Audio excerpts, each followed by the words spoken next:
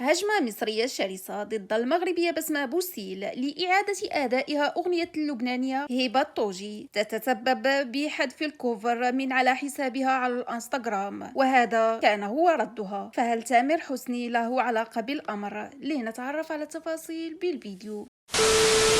صارت الفنانة المغربية بسمة بوسيل العائدة من الاعتزال أن تستهل مشوارها الفني بإعادة أداء أغنية والتي رأت أنها تمثلها في هذه الفترة، بعد طلاقها من الفنان المصري تامر حسني بعد زواج دام لأكثر من 11 سنة. وقد نجحت بسمة بوسيل في أداء أغنية من اللي بيختار لدرجة أنك تسمع صوتها يحمل ويعبر عن أحاسيس كلمات الأغنية.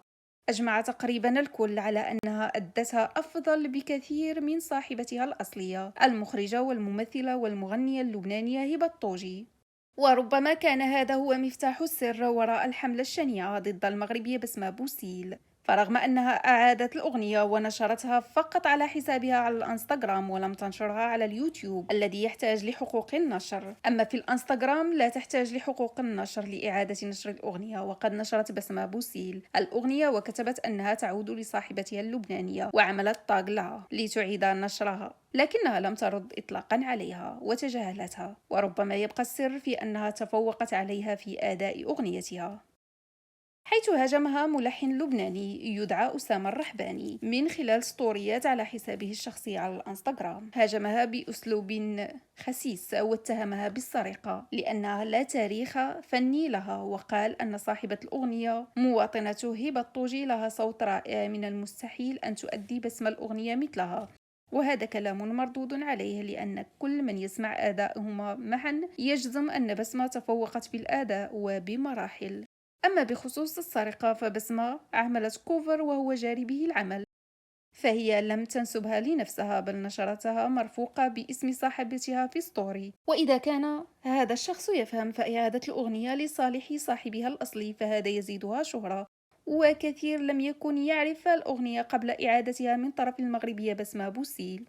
هذه الحملة الشرسة ضد بسمة تسببت في حذف الفيديو من على حسابها، لكنها أعادت نشره مرة ثانية وكتبت عبر ستوري: شكل في ناس الكوفر الأخير زعلها جامد وبيحاولوا يمسحوه كل شوي من صفحتي. أنا آسفة، لم أقصد إيذاء إحساس أي شخص. ولم يكتفوا بهذه الحملة بحذف الأغنية، بل تم نقصان نصف مليون من المتابعين من على حسابها على الانستغرام، الأمر الذي قد يبرر أن هذه الهجمة ضدها ليست بريئة. وقد أشيرت أصابع الاتهام أن الهجمة من ورائها طليقها تامر حسني. وهذه الحملة قد ابتدأتها الصحفية اللبنانية نضال الأحمدية التي هاجمت بسمة بوسيل. ومعروف أنه عندما يكون خلاف بين شخصين فالشخص الذي تدافع عنه نضال اعرف أنه هو الظالم، أما الذي تهاجمه فأكيد اعرف أنه هو المظلوم. وهي معروفة أنها صحفية يدفع لها مقابل الهجوم على الأشخاص